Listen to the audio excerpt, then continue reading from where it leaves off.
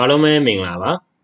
Web Design Basis Online Class ကနေပြန်လည်ကြိုဆိုပါရစေ။ဒီနေ့မှာတော့ကျွန်တော်တို့ဘာအကြောင်းကိုလေ့လာကြမလဲဆိုတော့ဒီ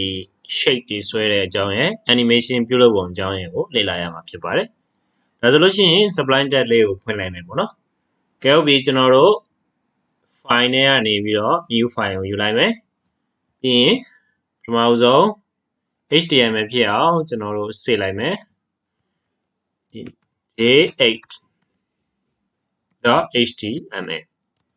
Okay ရပြီဒီကောအကောင်လေးပိတ်ရှင်ပိတ်ထားလိုက်ရတယ် sorry Okay နောက်ပြီး day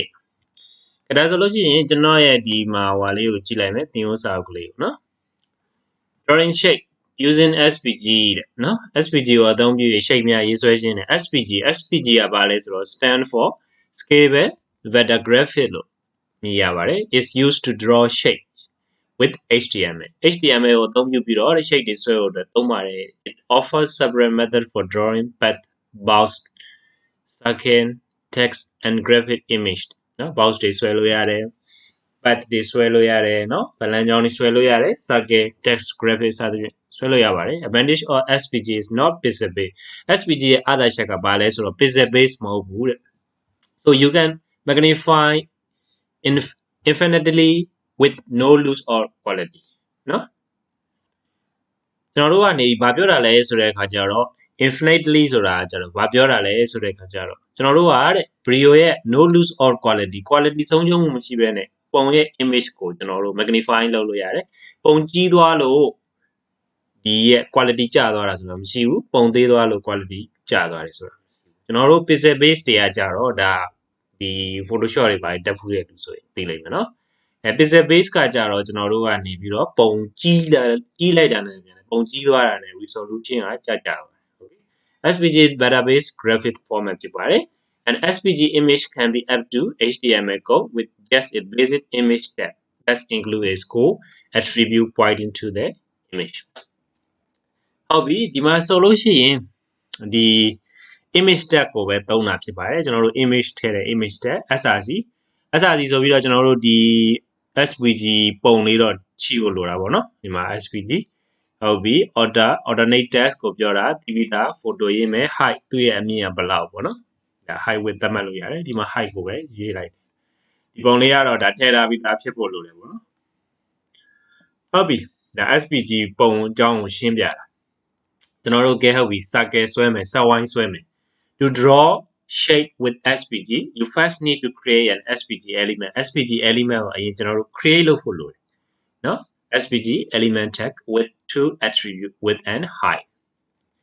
ကဲဟုတ်ပြီကျွန်တော်တို့ဒီမှာဆိုလို့ရှိရင် SVG element ရှိမယ်နော် SVG element tag ရှိမယ်အဲ့ဒီမှာ SVG ကိုဘယ်လောက် width ဘယ်လောက် height ဘယ်လောက်ဆိုပြီးတော့ကျွန်တော်တို့သတ်မှတ်လိုက်တယ်နော်ကဲကျွန်တော်တို့ circle ပေါ့ circle ကိုသုံးမယ် circle ကဘာလို့ဟုတ်သုံးပါလဲ to create circle လို့ဖို့သုံးမယ်ပထမဦးဆုံးကျွန်တော်တို့ကဒီမှာကျွန်တော်ရေးထားတဲ့အတိုင်းပဲ you first need to create an SVG element SVG element တက်ကိုအရင်ရေးမယ် width ဘယ်လောက် height ဘယ်လောက်လဲဆိုပြီးရေးမယ်ပြီးတဲ့အခါမှာ circle လုံးမှာဖြစ်တဲ့အတွက် circle ရဲ့ ch cy radius ဆိုပြီးတော့ကျွန်တော်တို့ဒီမှာရေးရမယ်ပြီးတဲ့အခါမှာ face အရောင်ဖြစ်တာကိုရေးမယ်ကဲဟုတ်ပြီဒါလေးကိုကျွန်တော်ကူးလိုက်မယ်လေးကိုကူးလိုက်ပြီးရင်ကျွန်တော်ဒီမှာလာပြီးတော့ paste ချမယ်ဟုတ်ပြီနော်ဟုတ်ပြီဒီမှာကျွန်တော်ဒီဝေါင်လေးကိုကျွန်တော် basic structure လေးအရင်ထည့်လိုက်အောင်မယ်နော်အဲ့ဒါမှကြည့်ရတာကောင်းတယ်လို့မြင်တယ် okay ခေါင်းလေးကိုကျွန်တော်ပြန်ပြီးတော့ cut လုပ်လိုက်မယ်ပြီးတဲ့အခါမှာဒီမှာ body tag ထဲမှာသွားပြီးထည့်ဟုတ်ပြီဒါမျိုးလေးဖြစ်သွားပြီပေါ့နော်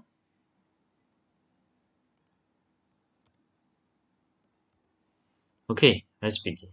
ကဲဒီနေ့မှာကျွန်တော်တခါတည်းနဲ့ဘာသင်မလဲဆိုတော့ကျွန်တော်တို့ဒီ comment ပါသင်တော့မယ်ပေါ့နော် comment HTML comment ပေါ့နော် HTML comment အဲ့ဒီမှာကျွန်တော် comment ကဒီ commentary ပေါ့နော်အဓိပ္ပာယ်ရှင်းလင်းချက်ကလေးကိုကျွန်တော်ဒီမှာထည့်လိုက်မယ် Okay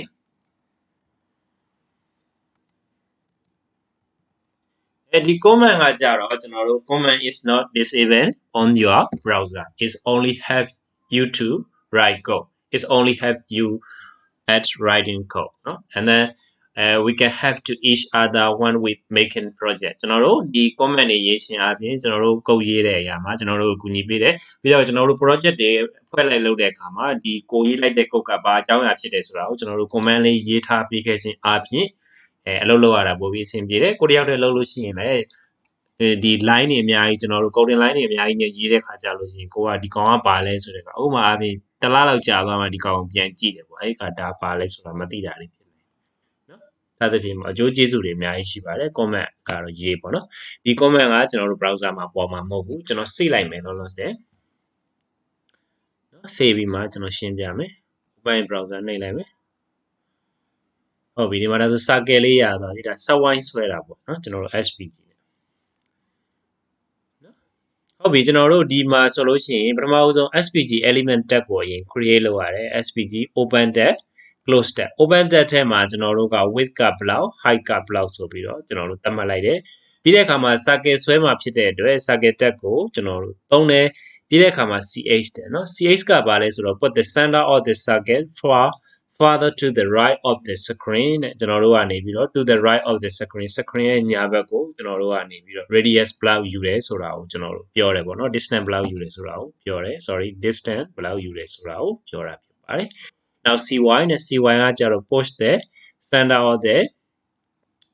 circle further down from the top of the screen เนาะ screen ရဲ့ဒီအပေါ်ကနေပြီးတော့ဘယ်လောက်ထိ distance ယူတယ်ဆိုတာကိုပြောတာဖြစ်ပါတယ် R ကြတော့ radius ကိုပြောတာဖြစ်တယ် R define the radius okay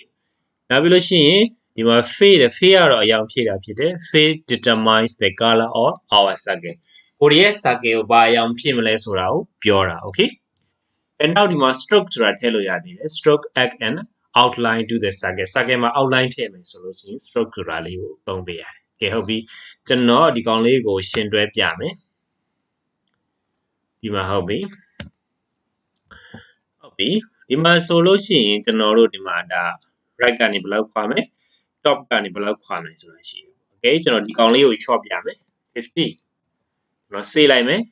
refresh လုပ်လိုက်မယ်ဟောတော့50ဆိုရင်ဒီမှာ right နဲ့ right distance เนาะဘယ်လောက်ထိမကွာတော့ဘူးเนาะကဲကျွန်တော်100လို့လုပ်လိုက်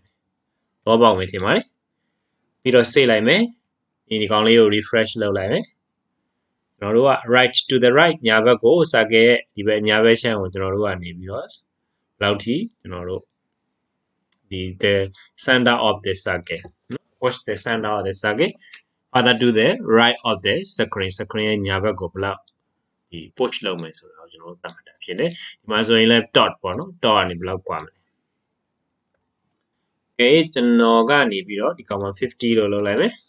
အပေါ်ကိုတက်သွားမယ်ဟောဒီ like that okay so ကျွန်တော်တို့ size လေးကိုပြန်ကြည့်မယ်ဒီမှာ stroke ဆိုတာကြတော့ဘယ်လောက်ကိုပြောရဲဆိုတာကိုကျွန်တော်တို့ပြောရဖြစ်တယ်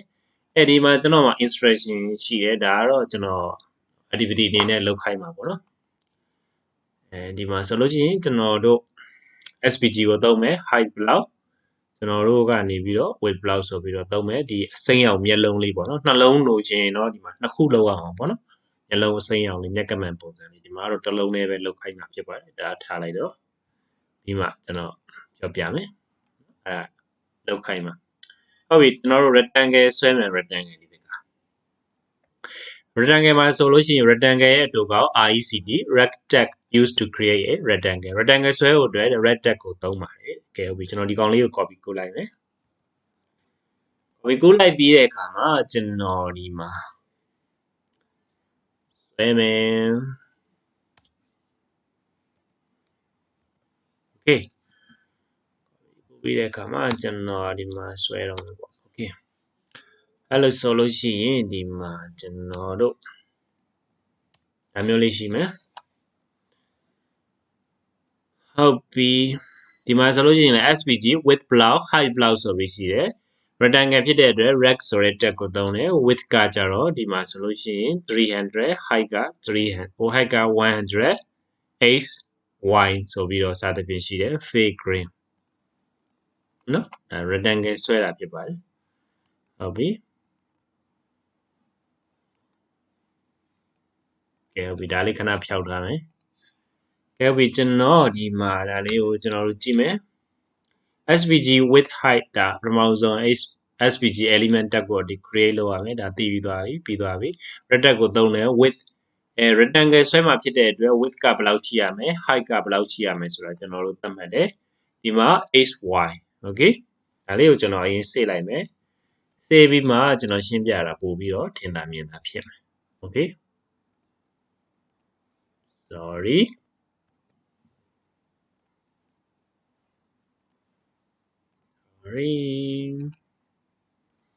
okay I understand ဒီကျွန်တော်ဖြတ်လိုက်မယ်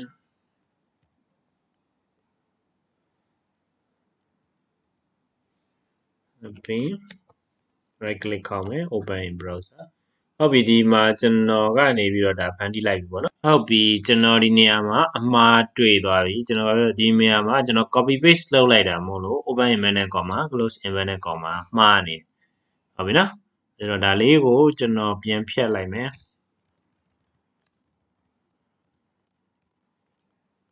ဒီကောင်ကို30လုပ်လိုက်မယ်နော်ပြီးရင် y equal to ကျွန်တော်တို့ကနေပြီးတော့20လုပ်လိုက်မယ်အဲ့ပြီးဒီကောင်လည်းဒီမှာမှားနေနေတယ်ဒီကကျွန်တော်တို့ကဒီက en green ပေါ့နော် sorry ကဲဟုတ်ပြီအခုမှမှန်ဟုတ်ပြီနော်ဒါဆိုလို့ရှိရင်ကျွန်တော်တို့ right click open in browser အဲ့ဒီမှာ little bit ဟိုဖြစ်သွားပြီပေါ့နော်ကဲဟုတ်ပြီဆောင်းတော့အယောင်လည်းမပွန်ဖြစ်သေးဘူးဆိုတော့ဟုတ်ပြီကျွန်တော်ဒီမှာ xy အကြောင်းကိုရှင်းပြတာအကဲကျွန်တော်က x ကို50လို့ပြောင်းလိုက်မယ်50လို့ပြောင်းလိုက်ရင်ကျွန်တော်50ရောက်ကွာသွားမှာ20ကို40လို့ကျွန်တော်ပြောင်းလိုက်မယ်40အရောက်ကွာသွားလိမ့်မယ်ဟုတ်ပြီနော် rectangle ဆိုတော့ width height ရှိမယ် width height okay so အားလုံးနားလည်လိမ့်မယ်လို့ထင်ပါတယ်ကျေးဇူးတင်ပါတယ်